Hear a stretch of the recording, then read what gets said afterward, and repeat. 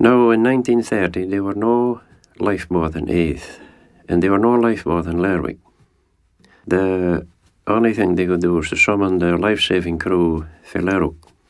The afternoon was wearing by fast, and so they come up as fast as they could and come to Afore, and we knew it was coming bradley late and a tempest. So they approached the captain of the Smiling Morn, a Borough Isle haddock boat, and he said he would come at once. John Jimison was his name. And another Aberdeen trawler lining at Afore accompanied them. And they come up that night in the teeth of the gale, come up to Husavo and Papa, and go ashore. It was late now. And some of the men, the Borough Isle men, knew Johnny Henderson, a Geordie. They asked him to come for pilot. And he said there were no point in going until the daylight came in. So they waited, and then they made for the Weeskerries. The most appalling storm. And when they came to the Weeskerries on that Sunday morning, there were no fewer than 9 rescue vessels circling the Weeskerries. And the life-saving crew realised the rocket and the rope was of no avail whatever. They could not possibly reach her. There were huge seas breaking all around, mountains of seas, and they could not get in. And through the spuug and the spume, they could see 7 men on board the Ben Doran, and they were tied themselves to the foot of the mast and the rails and so on.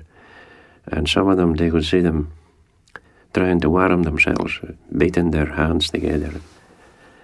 And one or two waved to the rescuers, indicating that they were not to come in.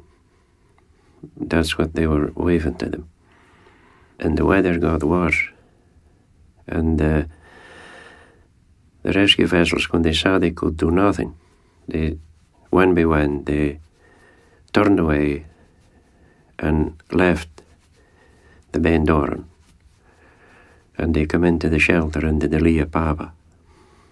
And it was a very solemn thing to do. The storm raged all day on Sunday, and folk good with spyglasses to spy, and they could see the masts and the funnel, sometimes obscured with heavy seas. And on Monday morning, the trawler was keeled over and disappeared. Now, the authorities was doing everything they could. The nearest lifeboat was Stromness in Orkney, but that's about the brook so 100 mile away, but she was coming as fast as she could. She came into Scalawa to refuel and come into the Weeskerries, but there were nothing to be seen, no life.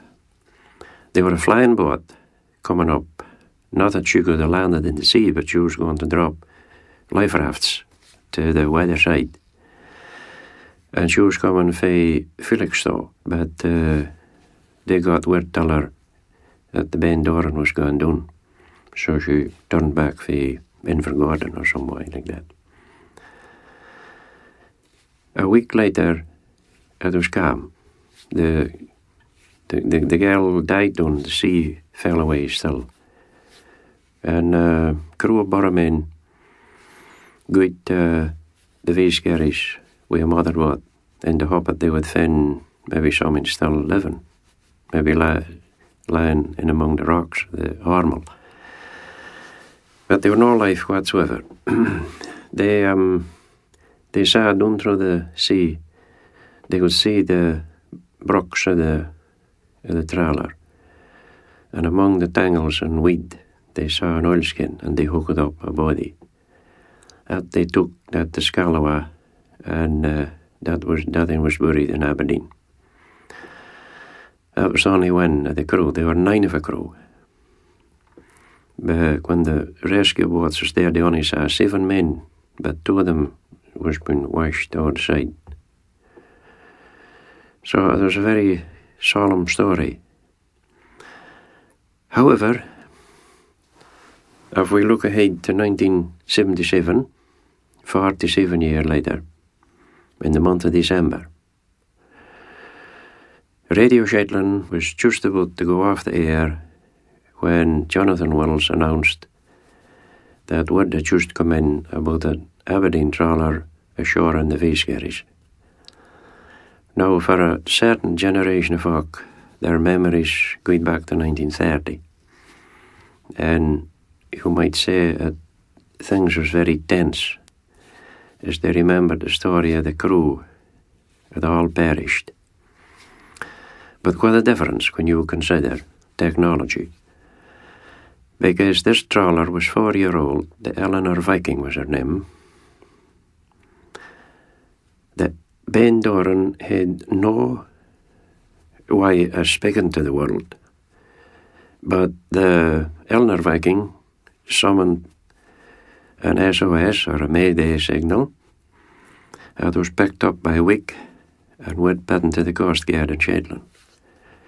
By this time, of course, the 8th lifeboat was stationed.